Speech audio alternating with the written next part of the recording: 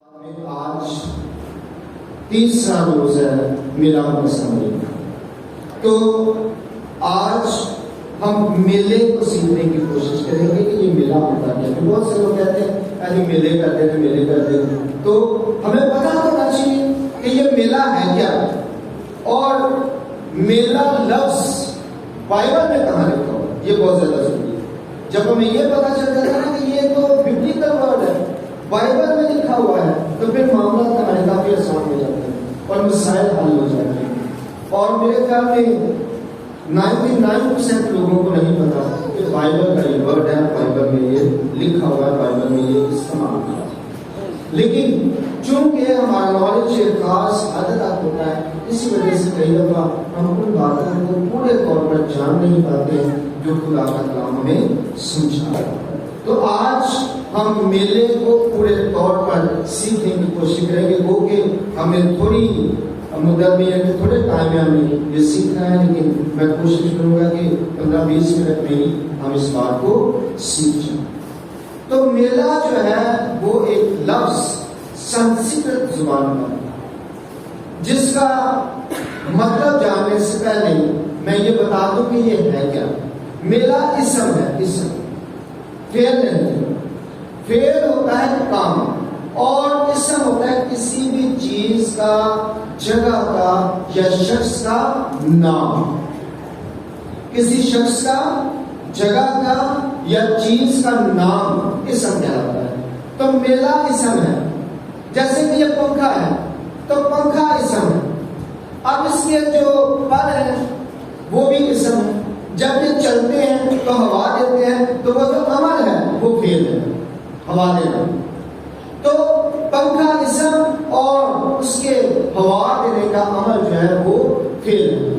تو ایسے ہی جب ہم اسم کی بات کرتے ہیں تو اس کا مطلب ہے وہ کوئی چیز ہے، اور آگے جتنے بھی کام ہو رہے ہیں وہ تمام کے تمام اس چیز کے ساتھ جڑے ہوئے ہیں، اس اسم کے ساتھ جڑے ہوئے ہیں۔ جیسے کہ کہیں پہ بھی کوئی بھی اسم لے لیں، اے سی لے لیں، گاڑی لے لیں، کوئی انسان لے لیں۔ جیسے میں ایک اسم ہوں، تو میں جو بول رہا ہوں یہ میرا فعل ہے، یہ میں کام کر رہا ہوں۔ اگر میں چلوں گا تو میں کام کروں گا، اگر میں کھاؤں گا تو بھی میں کام کر رہا ہوں، اگر میں دیکھوں گا تو بھی میں کام کر رہا ہوں، اگر میں سنوں گا تو بھی میں کام کر رہا ہوں۔ یعنی کہ اس اسم کے ساتھ بہت سے کام جڑے ہو سکتے ہیں، یعنی کہ بہت سے افعال اسم جو ہے وہ سرانجام دے سکتا ہے، یعنی کہ بہت سے افعال اس اسم کے ساتھ جڑے ہوتے ہیں، یعنی کہ نام اینڈ ورب۔ تو چونکہ میلہ ایک نام ہے، اس لیے ہمیں اس بات کو سمجھنے کی ضرورت ہے کہ یہ کسی شخصیت کے ساتھ جڑا ہوا لفظ ہے، کسی شخصیت کے ساتھ۔ بے شک اگر ہم میلے کے افعال کی بات کریں کہ میلے میں ہوتا کیا ہے، تو افعال میں ہم آ جاتے ہیں۔ اگر ہم ڈکشنری کو دیکھیں تو اس میں لکھا ہوا ہے فقیروں کی پنچایت، فقراء کا جلسہ،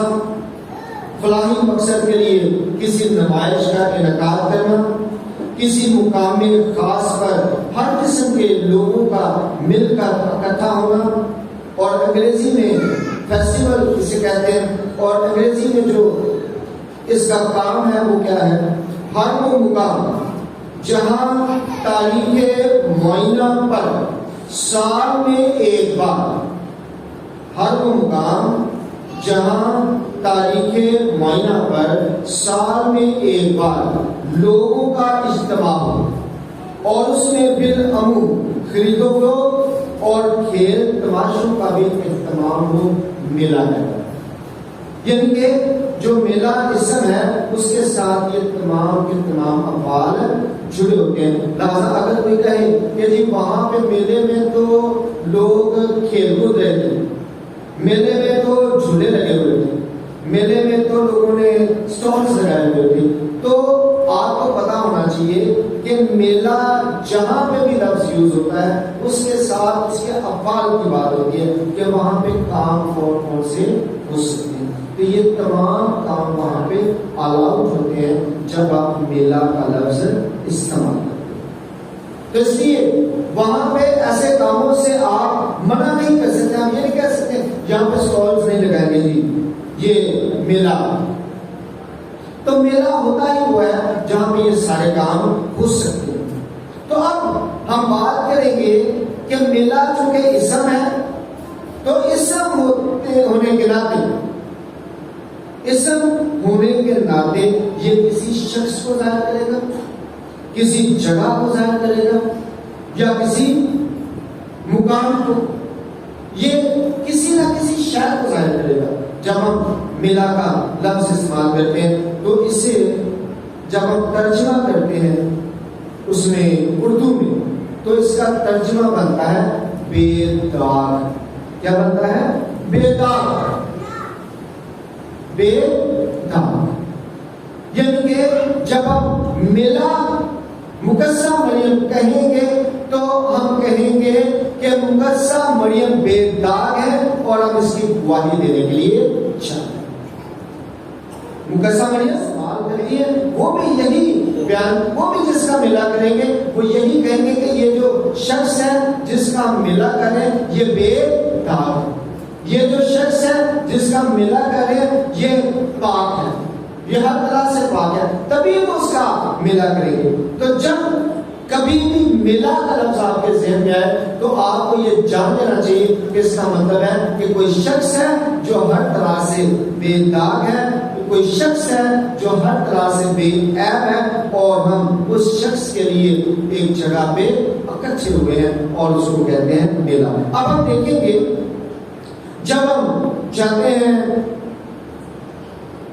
متی رسول کی انجیل اس کا پہلا باب اس کی 20ویں آیت میں، تو وہاں لکھا ہوا ہے کہ فرشتہ حضرت یوسف کے پاس ہے اور حضرت یوسف سے کہتا ہے کیونکہ جو اس کے پیٹ میں ہے وہ روح القدس کی قدرت سے، یعنی کہ جو اس کے پیٹ میں ہے وہ روح القدس کی قدرت سے۔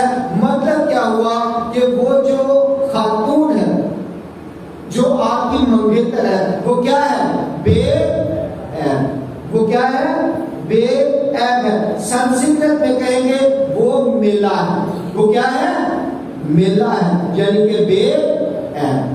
اگر سنسکرت میں اس کا ترجمہ کر دیا جائے تو پھر ہم کہیں گے وہ میلہ ہے، یعنی کہ بے داغ ہے۔ تو ہمیں پتا چلا کہ میلہ لفظ جو ہے وہ بائبل میں موجود ہے، لیکن زبان کا فرق ہونے کی وجہ سے ہمیں کبھی نظر نہیں آیا۔ تو یہ سنسکرت زبان کا لفظ ہے جس کا مطلب ہے وہ بے داغ ہے، بے عیب ہے، اسے آپ اپنے ہاں لے آنے سے نہ ڈریں، اسے آپ اپنے پاس لے آئیں کیونکہ وہ بے داغ ہے، بے عیب ہماری مریم ہے۔ آپ کو اسے اپنے پاس لانے سے کوئی بھی کسی قسم کا بھی ڈر یا خوف نہیں ہونا چاہیے۔ گو کہ حضرت یوسف جو ہیں انہوں نے خواب میں دیکھا بھی ہے تو بھی وہ اتنے زیادہ مضبوط ہوئے نہیں، بے شک وہ لے آئے، لیکن سوچتے رہے کہ کیا ہے، کیا واقعی میں نے خواب میں جو دیکھا وہ ٹھیک دیکھا، کیا واقعی میں نے جو خواب میں دیکھا وہ سب کچھ سچ تھا اور ایسا ہی ہے۔ تو وہ ان تمام باتوں پہ ضرور غور کرتے ہوئے، انسان ہوتے ہیں، آپ دیکھیں آپ بھی جب انسان ہے تو انسان ہوتے ہوئے چاہے آپ کو خدا کا پیغام یا کوئی بھی پیغام مل جاتا ہے تو بھی آپ کہیں نہ کہیں کبھی نہ کبھی آپ کے ذہن میں آتا رہتا ہے کہ پتہ نہیں یار خواب تھا، سچی مجھے فرشتہ آیا تھا یا نہیں آیا تھا، کیا یہ واقعی بات میں نے مان تو لیا ہے، قبول تو کر لیا ہے، لیکن پتہ نہیں صحیح قبول کیا ہے یا غلط قبول کیا ہے۔ تو اس بات کو پورا سمجھانے کے لیے پاک کلام میں ہم دیکھتے ہیں لوکا رسول کی معرفت لکھی گئی انجیل اس کا پہلا باب اس کی 34ویں آیت اور متی رسول کی معرفت لکھی گئی انجیل اس کا پہلا باب اس کی 25ویں آیت، یعنی کہ متی رسول کی معرفت یا لوکا کی معرفت، وہاں لکھا ہوا ہے کہ حضرت یوسف نے مقدسہ مریم کو تب تک نہ جانا جب تک اس کا بیٹا نہ ہو۔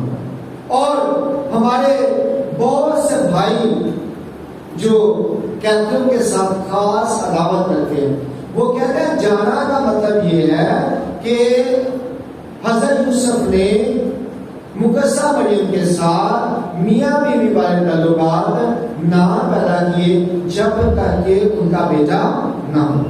اور اس کے لیے وہ کہتے ہیں جی آپ یونانی متن دیکھیں, یونانی متن دیکھیں, یعنی کہ ہماری جو انجیل پاک ہے وہ یونانی سے ترجمہ ہوا, یونانی سے انگریزی میں, انگریزی سے اردو میں, یا ڈائریکٹ یونانی سے اردو میں. تو وہ کہتے ہیں یونانی لفظ دیکھیں, یونانی لفظ سے آپ کو پورے طور پر پتہ چل جائے گا کہ جانا کا مطلب کیا ہوتا ہے. وہاں پہ جانا کے لیے ورڈ کیا استعمال ہو, تو میں آج آپ کو یہ بتا دیتا ہوں کہ وہاں پہ ورڈ کیا استعمال ہے. گن اوسیکو, گن اوسیکو, یہ ورڈ استعمال ہوا ہے اس میں یونانی. اور اس کا مطلب کیا ہوتا ہے؟ اس کا مطلب ہوتا ہے جاننا, تصور کرنا, تجربات کی بنیادوں پر پرکھنا, پہچاننا, ازدواجی تعلق بنانا یا ذاتی پہچان حاصل کرنا. تو اب ہوتا کیا ہے, وہ لوگ اس کے مختلف ترجمے ہیں, ان میں سے ایک کو لے لیتے ہیں کہ ازدواجی تعلق بنانا, جبکہ اس کا مطلب ہے حقیقی پہچان تک پہنچنا. اب حضرت یوسف جو ہے وہ مقدسہ مریم کے حوالے سے حقیقی پہچان تک نہیں پہنچے ہیں, لیکن وہ آہستہ آہستہ پہنچتے جا رہے ہیں. جو بھی اس مسیح کی پیدائش ہوتی ہے وہاں پہ گدری آتے ہیں, وہاں پہ مجوسی آتے ہیں, تو وہاں پہ جب یہ سب کچھ ہوتا ہے, فرشتے جو ہے آسمان پر گاتے ہیں, تو پھر حضرت یوسف کو پورا یقین ہو جاتا ہے کہ مقدسہ مریم جو ہے وہ بے عیب ہے, اور یہ جو بیٹا ہے واقعی خدا کی قدرت سے بالکل سے پیدا ہوا ہے. اور یوں وہ مقدسہ مریم کو پورے طور پر پہچان جاتے ہیں. اور یہ بات اصل میں پاک کلام میں لکھی ہوئی ہے کہ حضرت یوسف نے تب تک مقدسہ مریم کو پورے طور پر نہ پہچانا جب تک کہ اس کا بچہ نہ ہو. جو بھی یسوع مسیح اس دنیا میں آتے ہیں تو حضرت یوسف پورے طور پر مقدسہ مریم کو پہچان جاتے ہیں. اور اگر آپ NASB ایک ڈکشنری ہے اس میں دیکھیں تو اس میں کسی لفظ کا گن اوسیکو, اس کا جو ترجمہ ہے وہ یہ کیا گیا ہے کہ کسی بھی عورت کے ساتھ اسے کمارے رکھ کر تعلق بنانا گن اوسیکو کہلاتا ہے. یعنی کہ کمارے رکھ کر اس کے ساتھ تعلق رکھنا, یعنی کہ وہ رہے بھی کماری اور آپ کا اس کے ساتھ تعلق بھی ہو, تو اس کو کہتے ہیں گنواسی کو. یہ NASB ایک ڈکشنری ہے جس میں اس کو بیان کیا گیا, اور یہ انٹرنیشنل لیول کی ڈکشنری. تو کہنے کا مطلب ہے کہ مختلف لوگوں نے تحقیق کر کے یہ بتایا, لیکن میں تحقیق کے ساتھ ساتھ بائبل کو لے کے چلتا ہوں ہمیشہ. میری کوشش ہوتی ہے کہ ان آیات کو بھی بیان کیا جائے جن میں یہ لفظ استعمال ہوا ہے لیکن ازدواجی تعلق نہیں بنا.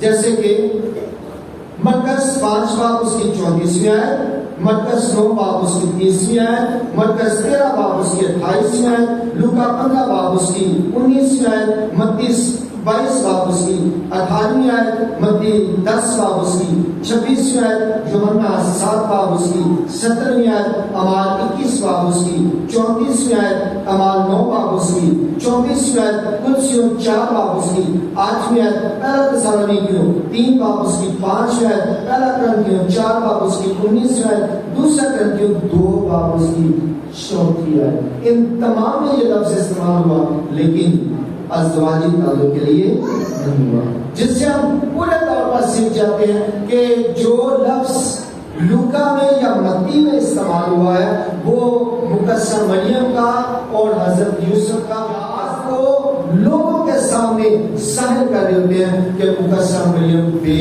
عیب ہماری, اور ہم اس بات کو تسلیم کرتے ہیں اور پوری دنیا کے سامنے اس کا کیا کرتے ہیں, چرچا کرتے ہیں.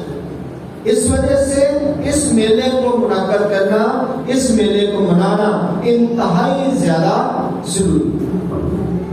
کچھ لوگوں کا خیال ہے کہ اچانک ہی ایسا ہو جاتا ہے, اچانک ایسا نہیں ہوتا. خدا اصل میں اپنے لوگوں کو استعمال کرتا ہے کسی خاص مقصد کے لیے جو اس نے انجیل پاک میں دیا ہوتا ہے, اور پھر جب وہ اپنے لوگوں کو استعمال کرتا ہے تو کئی دفعہ وہ لوگ جو اس منصوبے کو سمجھ نہیں پاتے ہیں وہ یقینی طور پر اس منصوبے کے خلاف باتیں بھی کرتے ہیں. جیسے کہ حضرت یوسف پر تو پاک روح کے وسیلہ سے یہ ظاہر ہو گیا لیکن باقی لوگوں کا نہیں ہوا. وہ الزام اسی طرح سے لگا دیا. اسی طرح سے آج بھی کلیسیا پر تو یہ ظاہر ہوا لیکن بہت سے لوگ جن پر ظاہر نہ ہوا وہ آج بھی اس بات پر بات کرتے ہیں. وہ کہتے ہیں میلے کا مطلب ہے تماشا, میلے کا مطلب ہے ہلا گلا. تو یہ میلے کے افعال میں شامل ہے, میلے کا مطلب نہیں ہوتا. میلے کا مطلب تو بے داغ ہوتا ہے, بے عیب ہوتا ہے. وہ جو آگے چیزیں ہیں وہ میلے کے ساتھ جڑی ہوتی ہیں کہ اس میں کیا کیا ہو سکتا ہے. آپ نے دیکھنا ہوتا ہے کہ اس میں ہو تو بہت کچھ سکتا ہے. آپ نے کس کو چوز کرنا ہے؟ آپ نے عبادت کو چوز کرنا ہے یا وہاں جا کے کھیل کود کو؟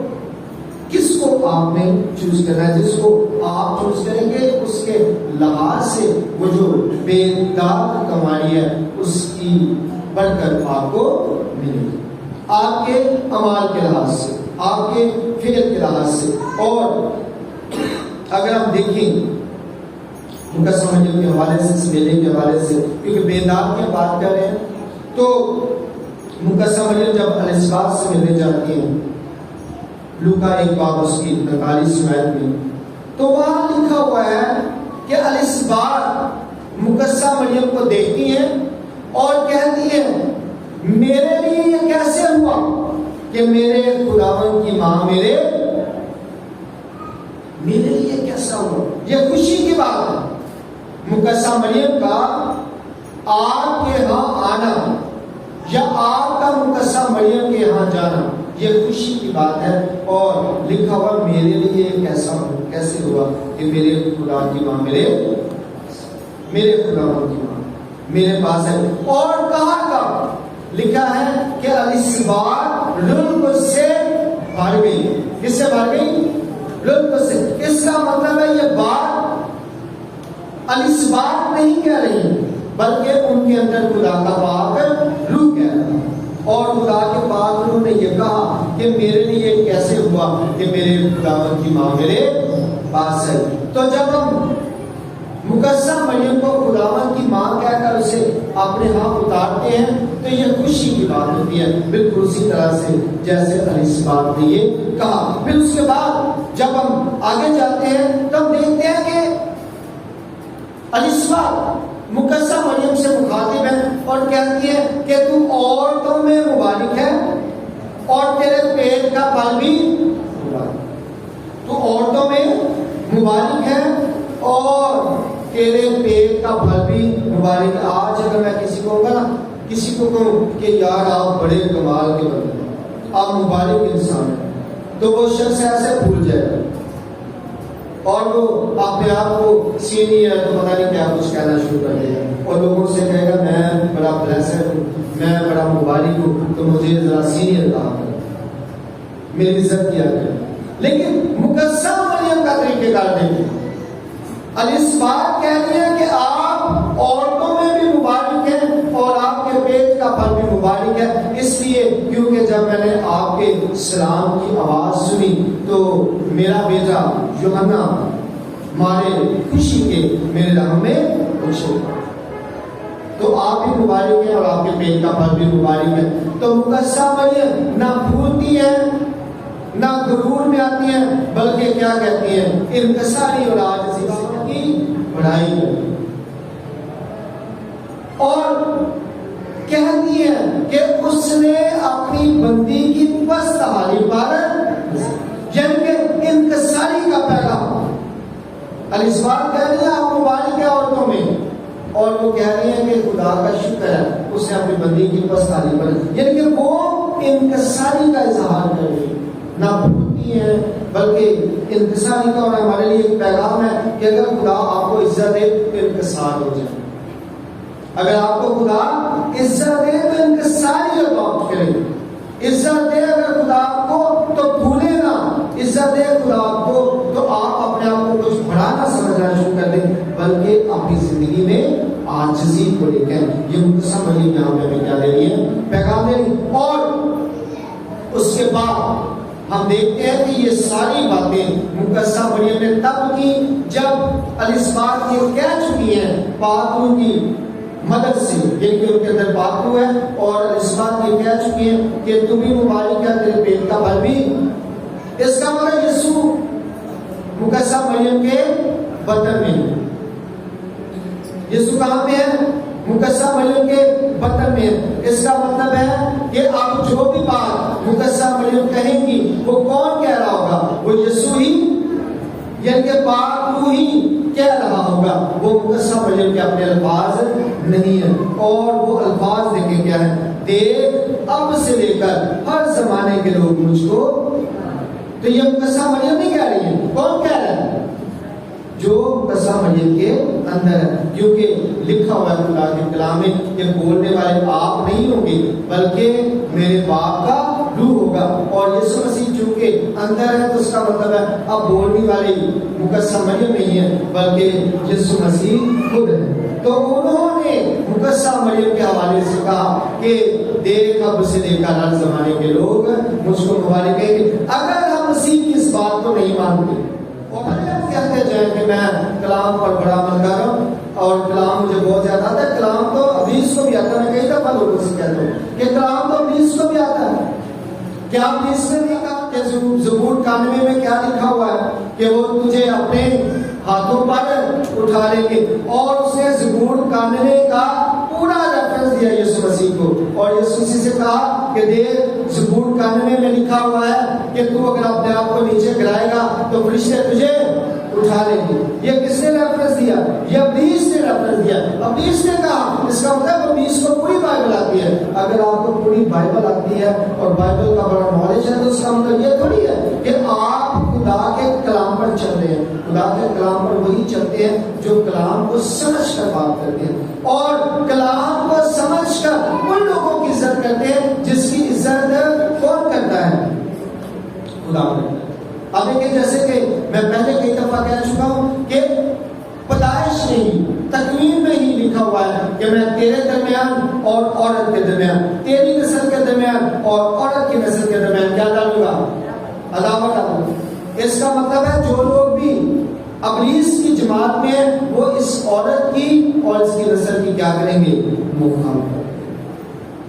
اس بات کو سمجھنے کی ضرورت ہے ان تمام لوگوں کو جو آج اس بات کو نہیں سمجھتے۔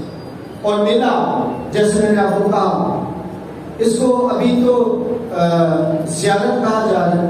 زیارت ایک الگ چیز ہے، میلہ کہنا اس لیے زیادہ بہتر ہے کیونکہ میلے سے ہم اصل میں پاک کلام کو پورا کرتے ہیں۔ کہ میلہ کلام کی بات ہے کہ وہ بے عیب اور بے داغ ہے۔ تو جب ہم کہیں گے نا ملا مقدسہ مریم، تو ہم کہیں گے کہ مقدسہ مریم بے داغ ہے، ہم ایک دم یہ گواہی دیں گے۔ تو کوشش کرنی چاہیے کہ زیادت کہنے کی بجائے ہم میلا ہی کہیں، اس لیے کیونکہ میلا مقدسہ مریم کہتے ہی آپ ایک گواہی دیتے ہیں، اور یہی گواہی خدا چاہتا ہے کہ ہمارے اندر ہمیشہ قائم رہے کہ میرے مسیح کی ماں ہمیشہ ہمیشہ کے لیے بے داغ اور بے عیب ہے، اور مجھے بھی اسی طرح کا بے داغ اور بے عیب ہونے کی ضرورت ہے۔ جب ہم کسی کو بے داغ اور بے عیب کے طور پر سیلیبریٹ کرتے ہیں تو اس کا مطلب ہوتا ہے کہ آپ کو پھر خود بھی بے داغ اور بے عیب ہونے کی ضرورت ہوتی ہے۔ خدا آج کے کلام کو سمجھنے کی ہمیں پوری توفیق عطا فرمائے۔